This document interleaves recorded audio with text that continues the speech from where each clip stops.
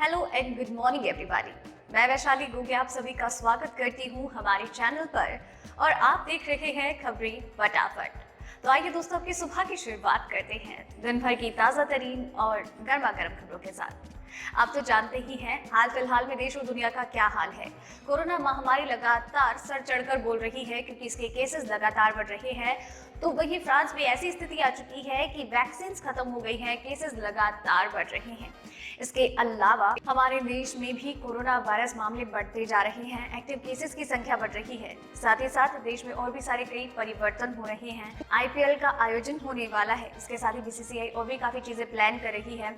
इसके अलावा वैक्सीनेशन के दौरान और भी बहुत सारी खबरें अपडेट्स हैं, लॉकडाउन को लेकर बहुत सारी खबरें हैं और इसके अलावा देश में और भी कई सारे परिवर्तन हैं और भी बहुत सारी बातें हैं जो कि लोगों को जानना बहुत जरूरी है, जिनके बारे में हम आपको आगे इस वीडियो में बताएंगे हर एक महत्वपूर्ण खबर के बारे में। तो आप वीडियो के साथ एंड तक बने रहिएगा। इससे पहले कि हम खबरों की ओर बढ़े, आइए एक नजर डाल लेते हैं हम सुर्खियों की ओर। शिवसेना का मोदी पर तंज, लिखा पुलवामा अटैक की जांच एनआईए से क्यों नहीं कराई। कोरोना वैक्सीनेशन के बाद खून के थक्के जमे, आनन फानन में एस्ट्राजेनेका पर लगाई रोक। जीने की वजह नहीं, किसी से प्यार मत करना। बीजेपी सांसद कौशल किशोर की बहू ने काटी हाथ की नस। टिटनेस की वैक्सीन बनाने वाली दुनिया की सबसे बड़ी भारतीय कंपनी कुवैत देशों को देगा कोरोना का टीका। नशे में धुत एक शख्स ने किया कमल हसन की कार पर हमला। बैंकों की 2 दिन की हड़ताल से कामकाज पर असर, जाने कौन कौन सी सेवाएं होंगी प्रभावित। यूपी के 2.42 करोड़ किसानों को होली से पहले मिल सकती है पीएम किसान योजना की 8वीं किश्त। राजस्थान में 1 अप्रैल से मिलेगा बढ़ा हुआ बेरोजगारी भत्ता, जाने कैसे करें आवेदन। जी हाँ दोस्तों, ऐसी और भी कई सारी खबरें और अपडेट्स हैं जिनके बारे में हम आपको आगे इस वीडियो में बताएंगे और सारी महत्वपूर्ण खबरों के बारे में बात करेंगे। इसी के साथ ही वीडियो पसंद आ रही है आपको तो इसे लाइक और शेयर कीजिए और इसके अलावा आप अपने विचार इन खबरों के बारे में हमसे साझा कर सकते हैं थ्रू द कमेंट सेशन। तो चलिए दोस्तों, एक एक करके सारी महत्वपूर्ण खबरों की ओर बढ़ते हैं। देश में कोरोना वायरस महामारी का जो प्रकोप है वो लगातार बढ़ता जा रहा है। केसेस में बढ़ोतरी देखी जा रही है। देश में कोरोना महामारी ने इस साल का रिकॉर्ड तोड़ दिया है। बीते 24 घंटे में पहली बार रिकॉर्ड 26,000 से ज्यादा कोरोना के नए मामले दर्ज किए गए। स्वास्थ्य मंत्रालय की ओर से जारी सोमवार को ताजा आंकड़ों के अनुसार बीते 24 घंटे में कोरोना के 26,291 नए मामले दर्ज किए गए और साथ ही में कुल मामले हो गए हैं 1,13,85,339। बता दें कि इससे पहले संक्रमण के 26,000 से ज्यादा मामले पिछले साल 19 दिसंबर को दर्ज हुए थे। वहीं पिछले 24 घंटे में इस जानलेवा संक्रमण से 118 लोगों की जान चली गई। स्वास्थ्य मंत्रालय के ताजा आंकड़ों के अनुसार पिछले 24 घंटे में 17,455 लोग स्वस्थ होकर अपने घर लौटे। इसी के साथ ही अब तक देश में 1,10,07,352 लोग ठीक होकर अपने घर लौट चुके हैं। एनकाउंटर स्पेशलिस्ट सचिन वजय की गिरफ्तारी के बाद शिवसेना का केंद्र की मोदी सरकार पर गुस्सा फूटता दिखाई दे रहा है। शिवसेना ने अपने मुखपत्र सामना के जरिए बीजेपी और मोदी सरकार पर जमकर निशाना साधा। सामना ने लिखा है कि एनआईए का इस तरह से आना ये पिछला हिसाब चुकता करने के लिए ही था। वजह और उनके सहयोगियों ने गोस्वामी को पकड़ा, उसके टीआरपी घोटाले का पर्दाफाश किया। इसके बदले में केंद्र ने वजह को पकड़ कर दिखाया। सामना ने लिखा कि इस मामले की जाँच चल रही थी कि केंद्र सरकार ने एनआईए को जाँच के लिए भेजा। इसकी इतनी जल्दी आवश्यकता नहीं थी, लेकिन महाराष्ट्र के किसी मामले में टांग अड़ाने का मौका मिले तो केंद्र की जांच एजेंसियां भला पीछे क्यों रहेंगी।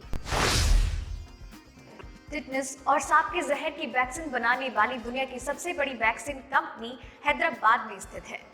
इस कंपनी का नाम है बायोलॉजिकल ई। इस कंपनी की एक खास बात यह है कि इस कंपनी को एक महिला चलाती है। इस कंपनी में ज्यादातर कर्मचारी महिलाएं ही हैं। अब कंपनी क्वाड देशों में कोरोना वैक्सीन सप्लाई करेगी। क्वाड देशों में भारत, अमेरिका, जापान और ऑस्ट्रेलिया आते हैं। इन देशों में कोरोना वैक्सीन सप्लाई करने के लिए भारत ने इन देशों के साथ क्वाड बैठक के दौरान ये घोषणा की। हैदराबाद स्थित दवा कंपनी बायोलॉजिकल ई दवा कंपनी दुनिया भर में अपनी टिटनेस और सांप के जहर बनाने वाली वैक्सीन और दवा के लिए प्रसिद्ध है। अब क्वाड देशों को कोरोना वैक्सीन को सप्लाई करने के लिए भारत के दावे को ये कंपनी पूरा करेगी। मोहनलाल गंज से सांसद कौशल किशोर की बहू अंकिता ने अपनी हाथ की नस काटकर आत्महत्या करने की कोशिश की है। सांसद के घर के बाहर अंकिता ने अपने हाथ की नस काट ली है। आनंद फानन में पुलिस ने अंकिता को सिविल हॉस्पिटल में एडमिट करवाया, जहां उनकी हालत खतरे से बाहर बताई जा रही है। अंकिता ने कहा कि उनके साथ धोखा हुआ है। अस्पताल में अंकिता ने मीडिया से बातचीत करते हुए कहा कि मैंने आयुष के घर के बाहर ही ब्लेड से नस काटी, किसी ने मुझे रोकने की कोशिश नहीं की। 1.5 घंटे के बाद पुलिस आई। साथ ही पुलिस और आयुष के घर वालों पर गंभीर आरोप भी लगा रही है। अंकिता वीडियो में आगे कहती दिखाई दे रही है, आयुष खुद कहते थे कि घर वाले मुझे प्यार नहीं करते, मैं हर कदम पर तुम्हारे साथ रही, लेकिन तुमने मेरा सब कुछ छीन लिया। मैंने खाया भी है या नहीं तुमने पूछा नहीं। अब मैं जा रही हूँ बहुत दूर, तुम याद रखोगे मुझसे गलती हो गई जो तुम्हारे साथ थी।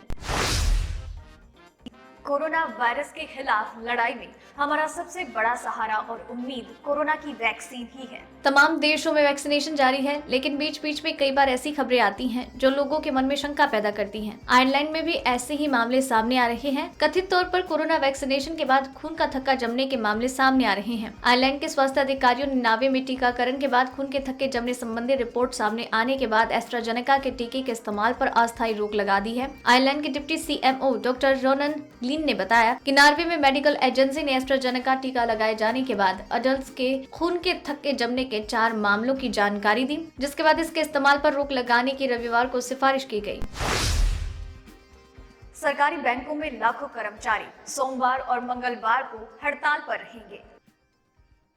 इस हड़ताल में ग्रामीण बैंक भी शामिल होंगे। United forum of bank unions के 10 लाख कर्मचारी केंद्र सरकार की नीतियों के खिलाफ पिछले महीने से ही प्रदर्शन कर रहे हैं। 2 दिन की हड़ताल का ऐलान किया गया है। गौरतलब है कि शनिवार और रविवार को भी बैंक बंद थे। इस तरह सरकारी बैंकों का कामकाज लगातार 4 दिन तक ठप रहेगा। इस हड़ताल की वजह से शाखाओं में जमा, निकासी, चेक क्लियरेंस, लोन मंजूरी जैसे सभी काम बंद रहेंगे। हालांकि ATM सेवाएं जारी रहेंगी। वहीं हड़ताल के दौरान ऑनलाइन जैसे दूसरे ट्रांजेक्शन के विकल्प ग्राहकों के लिए सामने उपलब्ध होंगे।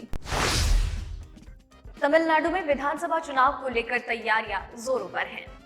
लेकिन इस बीच कांचीपुरम में एक शख्स ने फिल्म अभिनेता से नेता बने कमल हासन की कार को टक्कर मारने की कोशिश की। टक्कर मारने वाला शख्स शराब के नशे में धुत था। पार्टी कार्यकर्ताओं की ओर से इसे हमला करार दिया गया है। मक्कल निधि माइम MNM की ओर से दावा किया गया कि कांचीपुरम में एक शख्स ने तमिल सिनेमा के सुपरस्टार कमल हासन की कार को टक्कर मारने की कोशिश की। वो शख्स नशे में था और फिल्म अभिनेता को करीब से देखना चाहता था और इसलिए उसने कार की खिड़की पर धमाका करने की कोशिश की। हालांकि हासन को कोई चोट नहीं आई, लेकिन कार्यकर्ताओं का दावा है कि कार की विंड स्क्रीन को नुकसान हुआ। ये हादसा उस समय हुआ जब कमल हासन कांचीपुरम में एक जगह से अपना चुनाव प्रचार खत्म करने के बाद घर लौट रहे थे।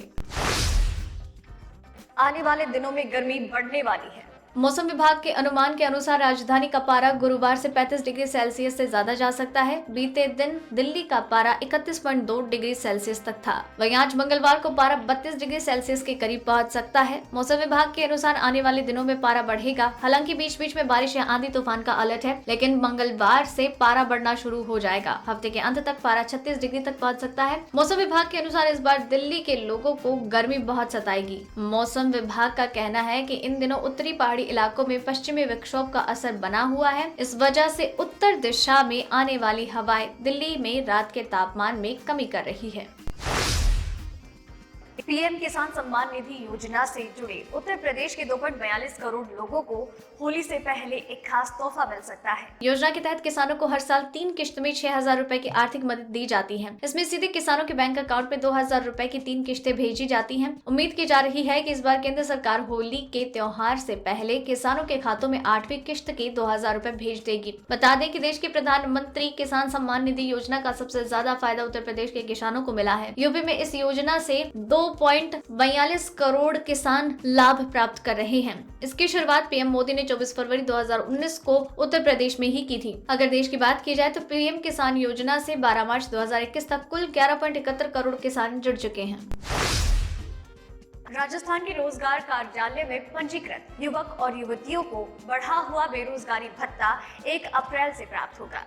अब प्रदेश के बेरोजगार युवकों को प्रति माह 4,000 रुपए और महिलाओं, दिव्यांग और ट्रांसजेंडर्स को 4,500 रुपए प्रति माह बेरोजगारी भत्ता दिया जाएगा। पहले बेरोजगार युवकों को 3,000 रुपए और युवतियों को 3,500 रुपए मिलता था, लेकिन मुख्यमंत्री अशोक गहलोत ने बेरोजगार युवाओं को साधने के लिए हाल ही में 24 फरवरी को बजट पेश करते हुए राज्य में बेरोजगारी भत्ता 1,000 रुपए बढ़ाने की घोषणा की। प्रदेश में करीब 1.60 लाख बेरोजगार युवक युवतियों को इसका लाभ मिलेगा। इस अक्षत योजना में तब बेरोजगारी भत्ते के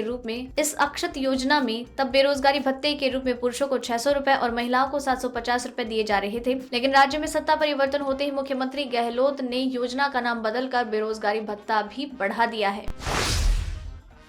तो दोस्तों, आज की इस वीडियो में बस इतना ही। खबरों का ये सिलसिला यही खत्म करते हैं, लेकिन आप तक खबरें यूं ही लगातार पहुंचाते रहेंगे। और आपको वीडियो पसंद आई हो और आपने वीडियो को एंड तक देखा हो तो इसे लाइक और शेयर जरूर कीजिएगा। खबरों के बारे में अपने विचार हमसे साझा कीजिए और साथ ही में अपना नाम मेंशन करना बिल्कुल मत भूलिएगा। धन्यवाद।